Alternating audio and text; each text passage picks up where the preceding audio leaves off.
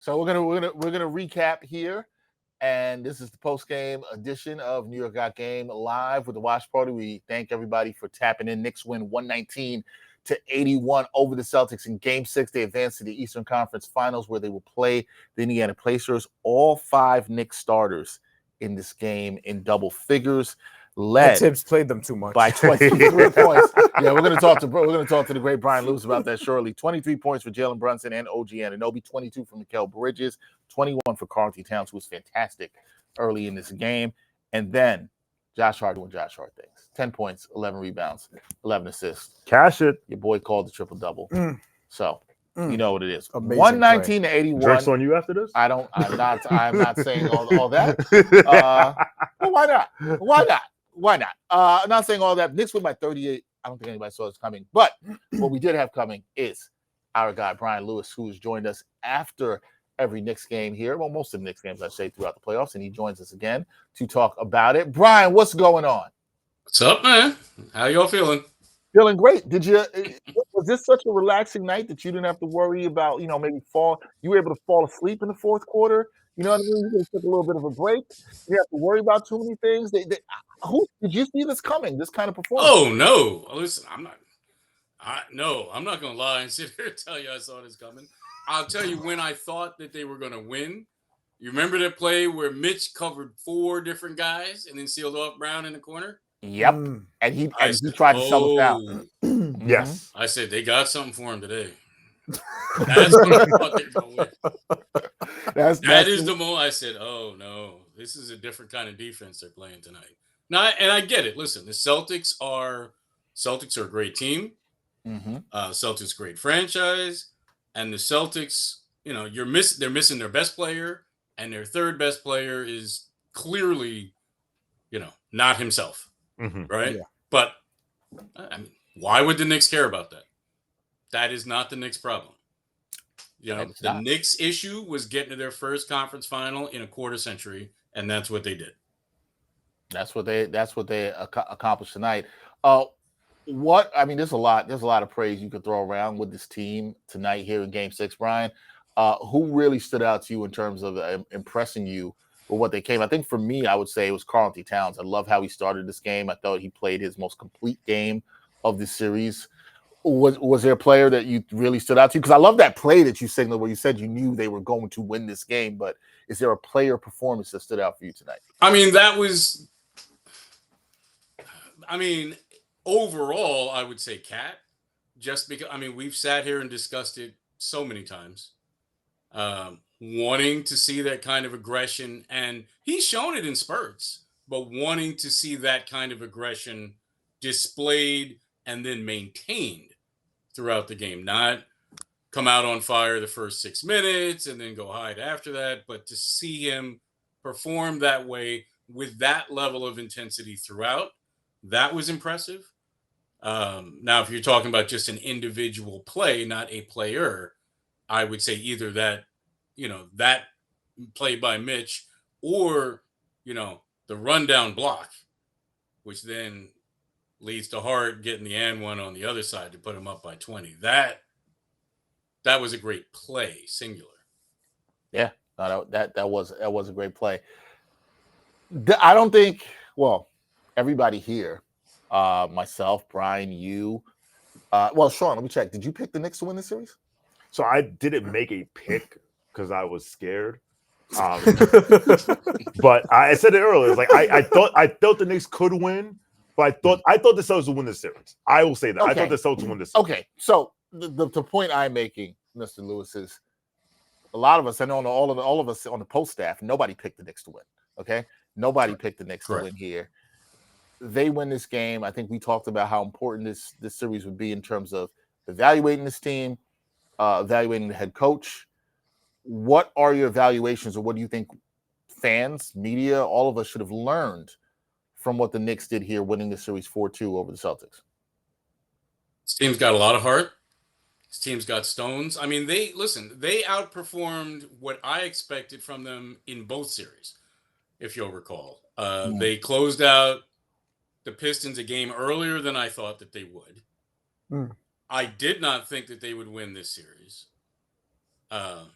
and not only win it, but I mean, they don't even have to go back to Boston to do it, to win this in 6. They've outperformed what I anticipated them doing. And now listen, this was their most, I think it was their most lopsided playoff win ever. And it's in my mind, obviously their most important playoff win in 25 years. Yep. There are very few, nits for me to pick with what they've done so far. And fans have been wanting to see this kind of, it's a wire-to-wire victory they had here. Fans have been waiting for this because none of these games have been easy. That's why I said I thought you could have took a nap. We were here in the fourth quarter talking about all kinds of things that had nothing to do with the game, except for one thing, Brian, which we got to ask you about. Oh, you guys weren't discussing how long Tibbs was going to leave? Yes, this is where we're going. Yes. What is Tibbs doing? Walking off. Are we tripping because we're like, what is Tibbs doing having the starters out here with 8 minutes to go? What was he doing? Can you make it make sense? No, that's the answer, Brian. I don't get it. That's the answer. I don't get it. Brunson and Brian, he was pissed off too. He was mad. He was actively coaching. No. Tom Thibodeau. He was pissed off. Like they were showing close-ups, and he was like scowling when he had his starters out there with 8 minutes left. Like Joe Mazzulla clearly waiting for white flag. 5 minutes. Yeah, 5 minutes. He just wouldn't take him. Which, listen, I don't get that. Now listen, like I said, he won. He outperformed what I thought against Detroit. He outperformed what I thought here. There's only been so much I can criticize, but I don't understand that. I mean, the Pacers have been sitting there since May 13th, right? So 3 days off, and they go 11 deep in the playoffs when everybody else is there shortening their rotation. And that's a team that loves nothing more than to run up and down the court. That's what they do. The wear down effect. That's how the Pacers play. So I would think, when you're beating a team by damn near 70, you would actually, I don't know, just take the starters out and let a guy get a little rest. Yeah. Brian, I'm just saying, if something had happened, if a player had gotten hurt, that would have been the first question we talked about. That would have been the lead of, it would have been the back page tomorrow, which would have been terrible. Maybe I'm being a little bit much there, but you get the point. Yes, you're right. Anytime the players are on the floor, there is a chance for injury. I was not even thinking injury, which is, probably nuts because, Tatum's injury was pretty impactful on this series. I'm just thinking just in terms of rest. Right. I'm just thinking in terms of going into a series where you're playing like 7 and you're going against a team that plays 11 deep and they run and they press for 48 minutes if you let them. And they have 3 extra days of rest on you. Yeah. Now, who knows? Maybe these guys are just so well conditioned. And I'm going to readily admit, I am not around them that much, right? Maybe they're just so well conditioned, it won't matter. That's possible, and that may very well be what he's counting on. He knows his team better than anybody else. Maybe he just figures these guys are in such good shape. Won't matter. We can keep pace with the Pacers. No harm, no foul. I hope so. Well, yes, exactly. One can only hope. If we look, I think we're all started looking towards this Pacers series, and fans are quickly going to turn their attention to that. What do you just talked about the depth of the Pacers? I think the three of us sitting here, we all respect the Pacers. We know they are a very good team. This is a team that beat the Knicks last year in this conference semifinals. Knicks looking for some revenge. This is also a very classic Eastern Conference rivalry. What do you like? The Knicks, I think, would be favored in this. Brian, I don't know if you've checked the odds yet. The Knicks would likely be favored in this. Do you think they should be favorites, and do you believe the Knicks can win this series against the Pacers? I think they'll be favored. As you know, I'm not the biggest betting guy in the world, but I would be moderately surprised if they're not favored. I certainly think the Knicks can win it. There's no reason for me to think that the Knicks can't beat Indiana. Now, with all due respect to Missoula, I think Carlisle's a better coach. I have the utmost respect for Carlisle. So that'll be a little bit more of a challenge. I mean, when you watched the Pacers series, you know, how he adjusted and had them screening harder, you know, after in game 4, and the way he picked apart the Cavs 3-2 zone, and, you know, the way they kind of abused a much bigger and stronger, but slower, you know, Cavs front court along the baseline. I mean, he's really good, man. He's really good. And the way the Pacers have played, the way their defense, that full court defense, has kind of taken off, halfway, 2/3 of the way through the season. I think there is a natural inclination for people, fans, whatever, to look at the records and look at the seedings and say, hey, you know, that's I don't want to say inferior team, but not that great. But when you look at the way they've played for the last 2/3 of the season, they've been damn good. It just took them about 1/3 of the season to figure out what they were doing. So I would be certainly worried about that team. Again, I'm not saying that the Knicks can't win. I'm not even saying that the Knicks shouldn't be favored, because I think they will be. Justifiably so. But I wouldn't take them for granted. I feel like this is the perfect time for you, Bryan, because we tried to get you to do this in the Detroit series, but it might be the time for you to say Knicks in 4. I feel like now is the time. I feel like now's the time, Mr. Lewis. Just say Knicks in 4. See, I missed my opportunity, because what I should have done before this whole thing started was give you a Moses Malone faux. That's what I should have done from the very beginning. Yes. That's what I should have done. I missed my opportunity there. You almost had it there. Guys, any questions? Yeah, we have an update on the series price. So the Knicks are actually favored to win. They're minus 140 though, so it's close. Pacers are plus 120. That's for the series. And as far as game 1 goes, the Knicks are favored, obviously, because they're at home, minus 3.5. So it's close.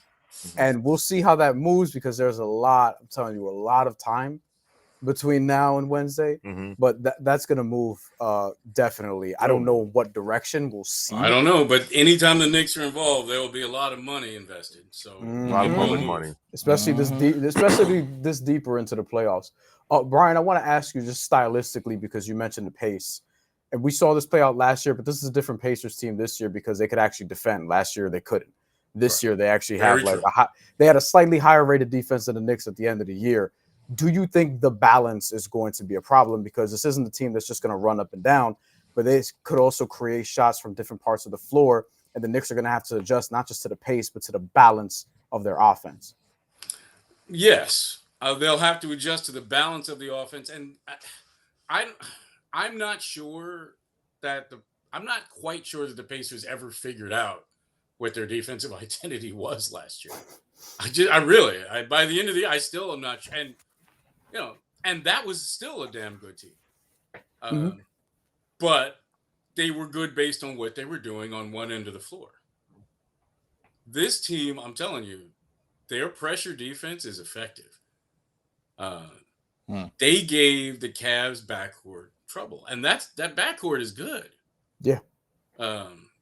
So yeah, they're a much better defensive team than the team that the Knicks faced a year ago. I don't even think that you can really compare them. But as we talked about that, you know, year to year, even if you don't make huge, glaring, seismic changes on your roster, each year your team still kind of takes on a little bit of a different identity. Yep. And this Pacer team has somewhat of a different identity than last year. Yeah, and one of the things, like, from the Celtics series that just completed was, like, one of Tibbs' adjustments was to switch more. And the thing that the Pacers killed Cleveland on was those switches. Like, Cleveland was switching more. They didn't do that much switching during the regular season, and the Pacers were killing them on switches. So are we expecting the Knicks to revert back to what they were doing defensively beforehand, maybe something closer to the Pistons series? Or do you think they're going to, because this kind of worked against Boston, are they going to be switching more, and is that dangerous? Well, it's hard for me to tell you what he will do. It wouldn't shock me if we see him revert somewhat. But again, what we see in game 1 probably will not be what we see in game 3. You know that. That's how it is. Yep. Right. Yep. It's chess. You do this, I respond here. Yep. That's typically what we see. But you are right. You're absolutely right. They did kill them. They did kill Cleveland on those switches, and it's also just not something that Kenny likes to do. Mm-hmm. Right? It's not in his DNA. Right? He'll sooner go zone than he will switch. He wants to sit and drop, and that was when he didn't have 2 7-footers. And they tried zone too. They and did. the Pacers killed that also. Yeah, they were trying to 3-2, and that's what I'm saying. They tried the 3-2, and then Carlisle adjusted to that. Yeah. Adjusted well, might I add. So, I mean, he's a problem. I love that you brought up Carlisle, and I'll Shawn, if you have any questions for Bryan, we'll ask too. But I do feel like we talked before the series started, Bryan, so much about Tom Thibodeau, who I think had coached a good series here. Oh yeah. Knicks fans have been on top of some, not all Knicks fans. Some Knicks fans have been on top of him. He's had his criticisms. No coach is perfect. We know that. How good of a series do you think he coached? And do you believe more in the long-term prospects of this organization with Tom Thibodeau as head coach? I thought he coached. I thought he was fine this series. I had no. Yeah, I thought he coached a damn good. There's little you quibble with this or quibble with that, and I know we get on the minutes and so forth, right? Which is just more of a pet peeve. But there's no way I can look at this and say he didn't have an outstanding series. I agree. And if you're asking me, do I think that they're in good hands with Tibbs? Yes, I do. Now again, I'm not going to get into, his job security and fired or extended. That's not, again, with all due respect, you'd have to bring Steph on here for that because I would be overstepping. What I would tell you is I would feel if I were a Knicks fan, right? Not telling Knicks fans that are out there how they should feel, but if I were a Knicks fan, I would feel confident with my team in his hands. And you never want to see players get hurt, ever. But I would feel like this is a golden opportunity when I look at how bad the East is overall, because it's bad. And then it just got opened up even more. Yep. Right? Between Tatum, between Dame, and I'm going to extend this to next year. Right? As you should. The East is wide open. As open as it's been in quite some time. You have a golden opportunity in front of you. Golden. And sometimes that's luck. Sometimes luck is a residue of design. But listen, they've got not only a chance to make a final, but they've got probably this year and next year to really make a dent and try to get a championship. Which, let's be fair, you traded 5 first-round picks for Mikal, and you spent not quite $250 million, but whatever, 200 some odd million on OG to give yourselves a wing tandem that could deal with this Boston team. Right? Okay. They did that. Now they did what you built them to do. Team, keep going. I agree. I think Tibbs did a good job in the series. I know there'll still be some, and I get it's not going to be easy series against the Pacers, Bryan. When the Knicks, if they lose a game, right? Even though I know internally you're saying Knicks in 4. If they do lose a game, you're going to get the fans are going to be like, "Oh, it's Tibbs' fault," because it was Tibbs' fault in Game 5, but Tibbs will get none of the credit for them playing well and having his team prepared for Game 6. I think he deserves more credit than some people have given him, but that's it. Shawn, you got anything for Bryan? Yeah, one quick question, Bryan. You talked earlier about the Pacers playing 11 guys, and the Knicks basically played 7. We didn't see we didn't see campaign until the fourth quarter in garbage time, and since game 1 of the Pistons series, his performances have left something to be desired here and there. Do you think the Knicks can get away with playing 7 against this Pacers team that's gonna play 11, or are the Knicks 7 good enough to get those 9, 10, 11 players in the Pacers rotation out of there, so it's 8-on-7? Or do we need to see a campaign or a, dare I say, DeLon Wright? Can they win this game? Can they win this series with 7 guys? If they beat the Pacers up physically, I mean, if they just take him and smack him around and they're out rebounding him by 25 and it's a gentleman's sweep, then yeah, I guess. Or if they can somehow drag, and it's not like the Knicks are glacial, but if they can drag the Pacers down to their pace, no pun intended, then again, yeah. I'm not sure that I would count on either of those things happening. So if this is, a competitive series, if this is a 7-game series, right, where you're sitting back at the Garden for game 7, I think it's asking a lot for 7 to play against 11.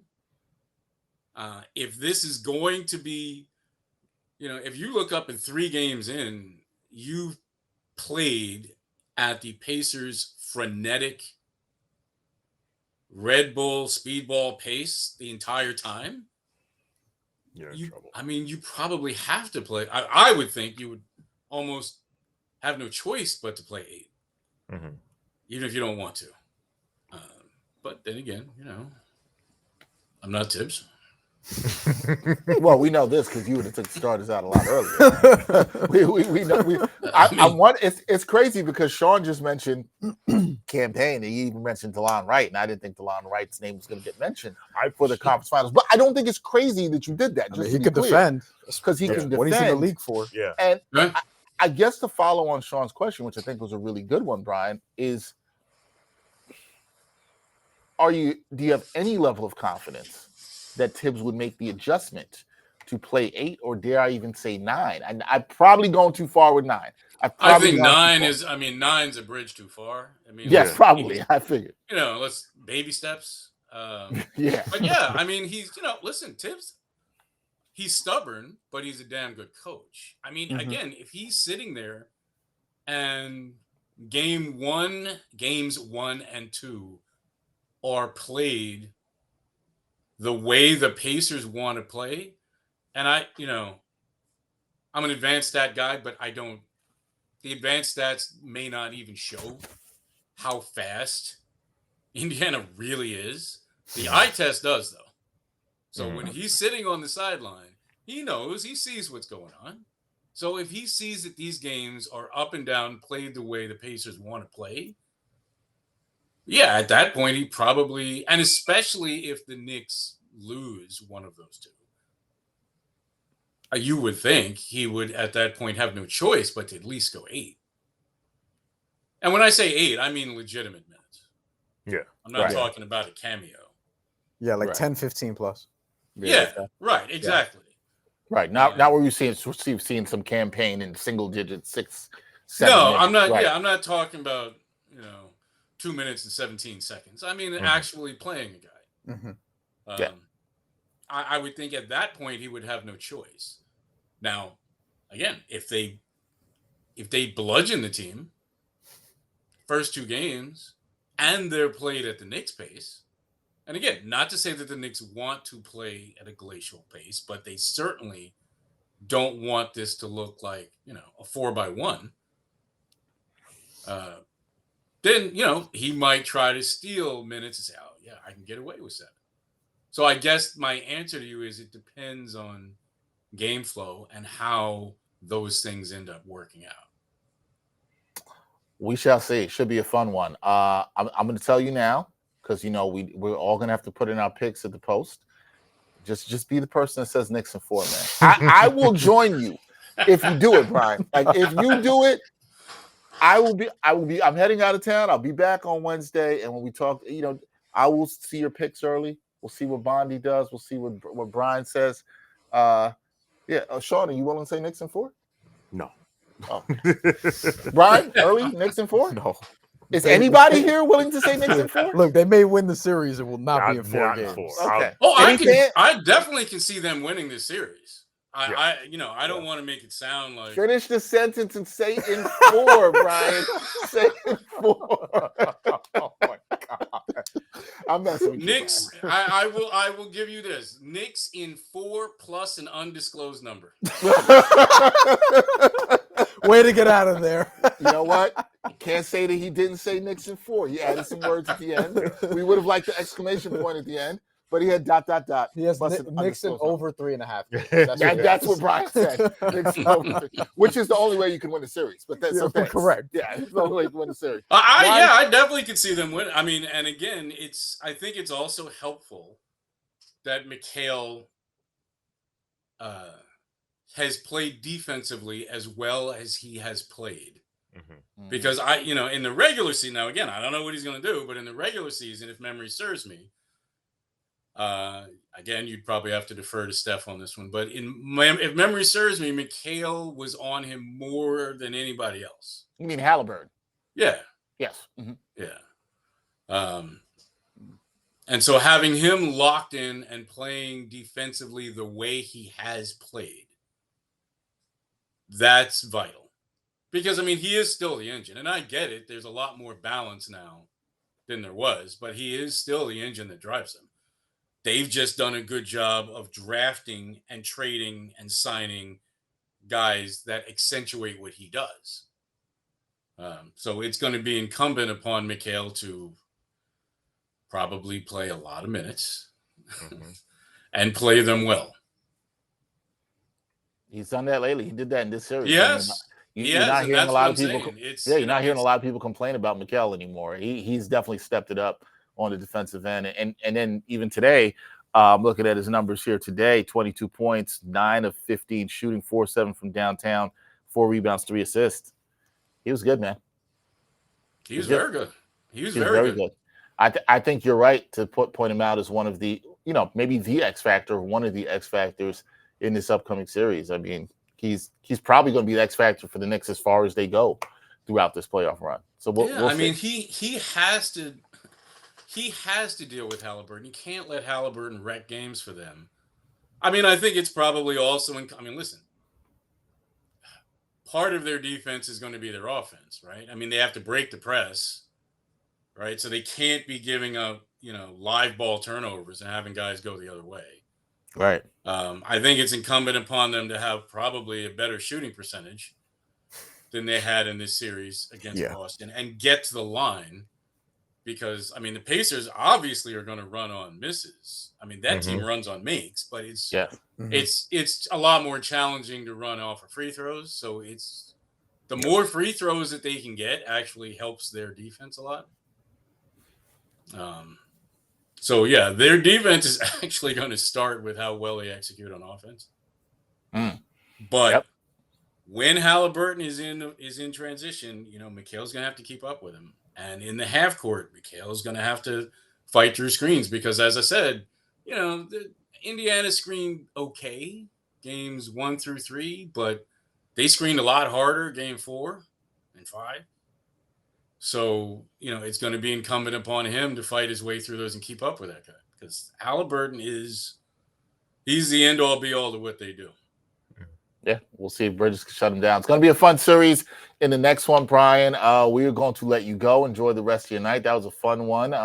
You get some rest, which the Knicks are going to try to do over the next couple of days, and we will talk to you after game 1. Oh, yeah. Talk to you then. All right. Thanks, Brian. That is Brian Lewis, great sports reporter here for the New York Post, joining us here on the post game. We're going to go for a couple of more minutes here. Look at some of the comments in the chat. We got a prediction here. Someone said I got Knicks in 6. So we got Knicks in 6 here. Smooth Will says if the Knicks win the title this year in my adult lifetime, I will literally cry from happy emotion. I think a lot of people will. To be honest with you. Hey, understood. A lot of people have been waiting for this a long time. Yeah. A lot of people have never seen it. Never. I would probably say the majority of the Knicks fan base has never seen it. You know, right? Never seen it. It's going to be a special moment when it happens. We don't want to get too far ahead of myself. You know how I am, one game at a time. Yeah. And I do agree with a lot of the points Bryan made on this. I do think this is going to be a fantastic series. Yeah, I do not think it's going to be easy for the Knicks. Wait. I'll give my prediction right now because y'all won't see me on these cameras for a while. Knicks is 6. I'm going Knicks is 6. 6. Yeah, I'm going Knicks is 6. Okay. Can you walk us through why? How you're getting there? Yes. Yeah, I just think the Knicks. I think part of my feeling on this a lot has to do with the fact that I think this team right now is on a mission. I think they're playing really good basketball. I think this always. I sound like a broken record on this. I believe so much in the leadership of Jalen Brunson around this team, and I think he knows that they slayed the Dragon, they slayed the champs. I have something on that. That is not the end all be all, and he will keep them focused on this. I also think the revenge factor here of the Knicks losing last year to this team, for the guys that were still on this team, I think they're going to want to do this. I think what the Knicks have, I think the Knicks just have more versatile options offensively and defensively. Now, I do get worried a little bit about the Pacers' pace, no pun intended, and the fact they can pressure the ball full court. This is where I think this could be a huge series for Josh Hart again. Because I think if they try, this is going to be a lot what we saw with Cleveland a couple of years ago, where they're trying to blitz Brunson a lot early. Josh Hart can be that release valve guy. What helped the Knicks a lot there too, though, is they had Isaiah Hartenstein, another center that could also help pass as well. Yeah. Now, Cat's a good passer. This is where I'm going to be very intrigued when we start talking about this next week. Yeah. He's a guy who has to keep his turnovers low. You cannot give the Pacers transition opportunities. Yeah. If the Knicks play well where they are, where they're pretty good when they can, taking care of the ball, I think this is a great series for them. Because they can take care of the ball, because of their offensive versatility, because of guys like OG, because of guys like Mikal. I just think the Knicks starting 5 is a little bit more talented. But one area of concern I have is a little bit about what Bryan talked about. It's that depth. Yep. And will Tom Thibodeau adjust to the depth of the Pacers when they're playing 11? When they're playing every other night. Yes. No more 2 days in between games. Great point. That's why it was important to avoid Game 7. Which is where, look, I think this is a series where you can buy time for campaign. And campaign should be able to give you 12 to 15 minutes. And you should be okay. Maybe. Should. Keyword is should. Maybe. Or Indiana might see him and be like, oh. Well, but here's my thing. You got to worry about, we talked about how you got to worry about Peyton Pritchard in the series. TJ McConnell is like, he's the one. He's the one that's gonna piss Knicks fans off. Yeah, he's gonna piss him off, but he knows how to do his job in the minutes that he's given in spurts, and that's where I want to see Ken Tibbs adjust to this. I just think these games are not going to be easy. They're not, but I think I trust this Knicks team in crunch time. What I'm very intrigued to see in the series is games 1 and 2. The Knicks need a game in one of those 2 games. They need to win both. They need to feel good like they did last year at the end of the first 2 games.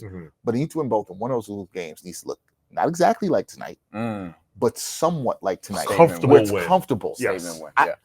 I think it's ideal if it's game 1, because I think if they have a comfortable win in game 1, that building off of this will have them focused in their momentum riding high.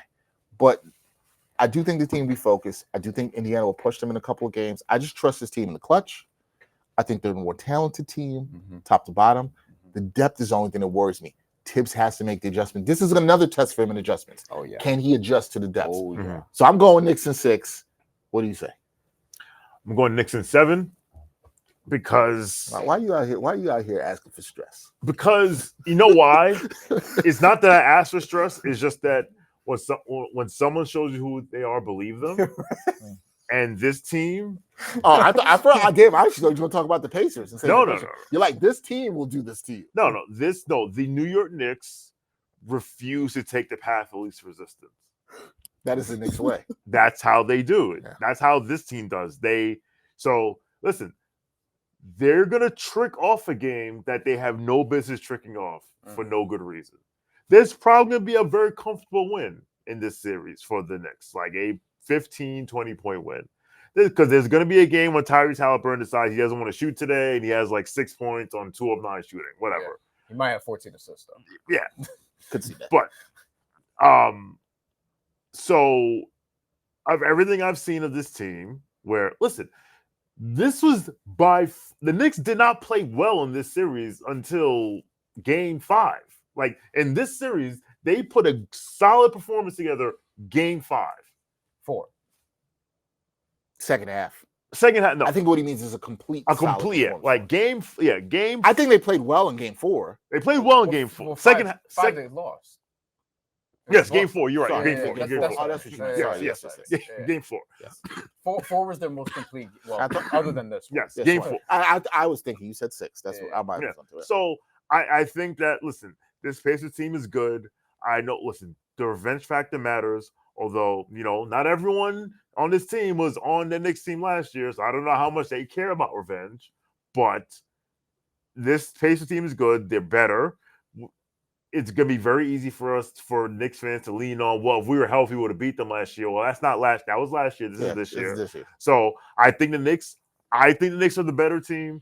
I think the Knicks should win this series, but it's not going to be easy. It is not going to be easy, and it's going to come down to Game 7 again. Man, how many of you guys out there will sign for a Game 7? That's going to be cool. I will. Game 7 the to theater go. Of that. Oh my goodness! To go and to we'll the be finals. here. I don't want one. I don't want a Game 7. But I've watched this team for 82 plus 12 is 98 games. This is that's who they are. 82, 12, and then preseason. Yeah, like it's the same way I told you. Why was my nervous level on a 1? Because I said they're gonna win today because that's what they do. When everybody's doubting them. Yeah, and when they have a chance to close out a series, listen, they'll be up 3-2. Yeah, right. They'll be up 3-2 in the Pacers, and they'll go to Indiana and get clapped. And then people will be like, it's over. What if this is a situation where, to take what you're saying, everybody thinks this is going to be a tough series, and they respond to do something that you don't expect them to do, but for the whole series, and they sweep them. I will be happy to be wrong. You really want to speak a sweep into existence? I just want somebody to say it. I'm just trying to be messy here. I just want somebody to say it. I'm like, where's Gaza Zone now here predicting the sweep? Where's he at? Yeah, we pissed him off. He left. Why is he angry? Because I was looking at his chat. We were talking about the minutes thing with Tibbs, and we're not giving Tibbs credit. Him and Size 9 got mad about the Tibbs stuff. They think we hate Tibbs because we brought up that he was. If y'all had stayed, they don't. You would have seen. They don't listen. That's fine. We don't need to spend time on this. The Church of Tibbs is very, very, very strong. And this is after we said Tibbs is a very good coach. Also, you should probably look. Jalen Brunson tripped over a cameraman. Like. Shit happens. Yes, shit happens. What I'll say to this, we'll wrap this very quickly. And I'll make my prediction. Yes. You guys don't have to seek validation in everything. The team won. They're in the conference finals for 25 years. It would have been irresponsible of me or anybody here to not ask Bryan about Tibbs leaving the starters in for that long. And I'm sure Tibbs will be asked at the press conference. Somebody, you know why? Because any good journalist worth their salt would ask him that. It's journalistically responsible. Yeah, so it's not, I didn't bash him. Well, I did. We said it was ridiculous that he kept it, and I still feel that way. Nothing has changed.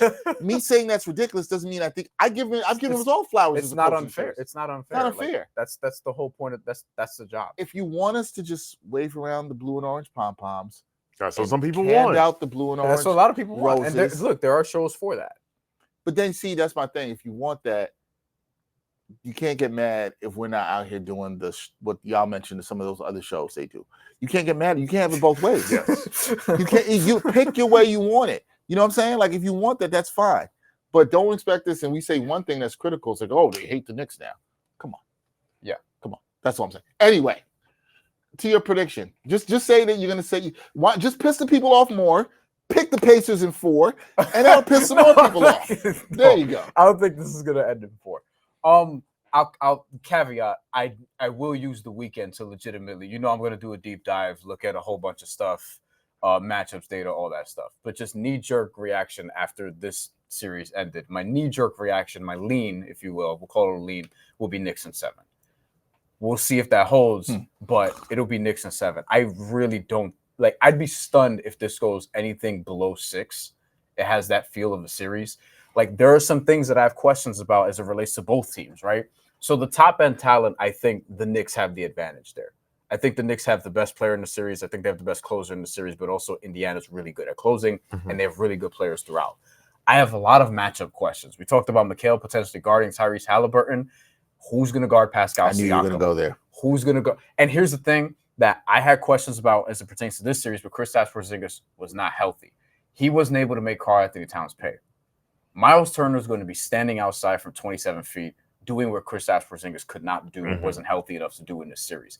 And if he makes shots, how are the Knicks going to adjust to that? The adjustments to the adjustments are going to be so fascinating to watch because both coaches, these are two of the best coaches in the NBA. Rick Carlisle and Tom Thibodeau, like, these are two of the best coaches in the league. They're both going to have counters to each other. It's going to be a chess match throughout. And ultimately, like, the pace is going to be an issue because these games are played every other day. Yep. Every other night. So will the Knicks have to go 8 deep? Will we have to see someone like Precious Achiuwa? I actually think could have an interesting role in this series because of his switchability. He can switch everything. You know, like, that's one of the guys I think should be considered for the 8th spot before even a campaign, before Landry Shamet. I think this could be a Precious Achiuwa. Like, you give him a look by game 3 or something along those lines. Because I don't know if Tibbs comes out the gate with like an 8-man rotation, but Precious is a guy that I would look at. And then just the shooting. The shooting is going to be a big part of this because Indy likes to run up and down the court. They're going to be able to get to their corner threes. And how are the Knicks going to be able to, when they slow the game down, actually get to their corner threes? Josh Hart, you mentioned him in transition. He's going to be super important, not just his scoring, but his playmaking as well. And obviously rebounding. And rebounds are going to be big in this series. Like, Karl-Anthony Towns, rebounding wise, this is going to be bigger than I think even his scoring in this series because Indiana, like, Miles Turner is not an A-plus rebounder for a center. So I have a lot of questions about how this is going to unfold. I think Andrew Nembhard is going to be a problem, but I also think Mikal Bridges offensively, he could be a problem. The consistency is a question. Jalen Brunson's ankle, Karl-Anthony Towns' thumb, and OG Anunoby's hamstring. Those get time to sort of recover. We'll see where they're at Wednesday because one of the concerning things for me was the Knicks had all that time to rest, and then we come back in the playoffs and Jalen Brunson's still nursing an ankle. So it doesn't look like that's going to go away anytime soon. But I think, unfortunately, how this may work is like the healthier team might just win this series by the end of it because that's just kind of where we're at with the sport at this point. But I hope it's a great series. I hope it's a fascinating series. Can't wait to do the watch-alongs. And I think we may be here for 7 games. I mean, more games, fun, hopefully not too stressful. Knicks took 2 out of 3 against them this season, blowout win in the home opener. I was at that one. And then the last one, they smacked them in Indiana. I know Cat had 40 in that game, if I recall. Yeah, he had 40 points in that game and was giving it to Miles Turner in that one, if people remember. So that also was a game where Precious Achiuwa started. I was just looking at that. Precious Achiuwa. I want to say it. Did everyone play for the Pacers in that game? They had to. I feel like they, because this is the thing about the regular season. Yeah, everybody played. No. You know what I remember? I misspoke on that. He did not cook Miles Turner. He was cooking Thomas Bryan. I remember they didn't have Miles Turner in that game. Okay. And Thomas Bryan, who actually had 18 in that game, but he did cook him. He's not bad, but he's a backup. Yes. Right. So there was no Miles Turner in that game. So yeah. Look, I think Cat can cook Miles Turner. But I kind of think Miles Turner could cook him back. Can cook him back from the perimeter. Yeah, it's a matchup where he's going to have to be locked in defensively. I think this whole Knicks team is going to have to be locked in defensively. So we'll see how they do. It's going to be great. But this was a good one. Shawn, Hardie. Yes, sir. 1-0. The biggest 1-0. Who would have thought you bring a Yankees, Ravens, and Tottenham fan in here and he would have some good vibes? By the way, the final was what? They won by 38? Yeah. I think the point differential was Celtics plus 35 before this game. So I think the Knicks ended up getting the point differential after this. Hey, man. By 38, starts that long. By 38 is bigger than any win they've had in this series put together, and the Pistons series probably put together also, or something close to that. Hey, it's crazy. You got the big one when it counted. We're going to sign off. You won't see us for a couple of days. We'll be back Wednesday night, 8:00 p.m. tip, game 1, Knicks versus Pacers. We'll be here. We'll let you know who the guest is. Huge thank you to you, Shawn, for coming through and rocking with us. This was really fun. We appreciate you. The people can check you out on Knicks Film School. Yes. Casual Fridays with you and Jeff. Yes, Casual Friday, me and Jeff J. Jeff J. Putting out for you. Jeff, we're trying to get you up here. We might have a couple of Jeffs next round. That's a fact. Up here. To come. Jeff has to come up here. We got some other people still haven't been up here. Andrew Claudio, we got to get up here. I've been trying to get Andrew up here. So we got to get some KFS family up here. So, we got some more people coming in the next round. Shawn, you're always welcome back, man. Appreciate it. I'm more than happy to be back. Even though, you tried to come at me for switching teams. You know what I'm saying? Yeah, I don't have any regrets. Yo, I respect that. Bryan, I respect that. Hey, and yeah, look, hey. He's like, and what? And he admitted to being an asshole Yankee fan. No, I said Yankee fans are assholes. I'm not an asshole Yankee fan, but Yankee fans are assholes. But you're a Yankee fan. He rooted for, but not all, because he rooted for the Mets to beat the Dodgers, so that's fine. Okay. That's fair. Not every Yankee fan would. He was nice. Shout out to all the people that made this look possible and rock with us for all these hours. Yes. Producer Nikolai Jackson, Tommy Hogan, and our great editor has been cutting all the clips, putting them out there. Wesley Splain. Wes, I did not mess up your name this time. I messed it up the other day. I apologize for that. Shout out to our crew out in the field, Olivia Cilio, Corey Porter, doing things at the Garden. I'm sure they are among the sea of crazies on 7th Avenue right now. We're going to peace out. Everybody, enjoy your night. Be happy. Be grateful you got Tom Thibodeau as your head coach. Don't be angry about the win. And here's what you shouldn't do tomorrow or on Monday. You don't got to look at them other shows that might hate on you. You know where to come. Check it out. New York Got Game. You can check out Knicks Film School. You can do all that good stuff. You don't have to do any of that. Keep the vibes good this weekend. Yeah. Here's what I also have to say. Everybody out there, Mets are going to take 2 out of 3 this weekend. Then I'm going to be up in Boston to see them beat the Red Sox. So, we're going to continue those good blue and orange Shawn ain't vibes. hearing that. I just have to say that. For all the Yankee fans out there, you got your one game this weekend. But you know what's about to happen in the next 2 games. It's going to be a Soto special. That's all tonight. Shout out to all the Yankee fans out there, especially this man right here to my left, Shawn Hardie. For Shawn Hardie, for Bryan Fonseca, I'm Dexter Henry. We'll catch you next week. Yes. New York Got Game Live, Knicks Watch Party for Game 1. Tap in with us. Peace, y'all. Be safe this weekend.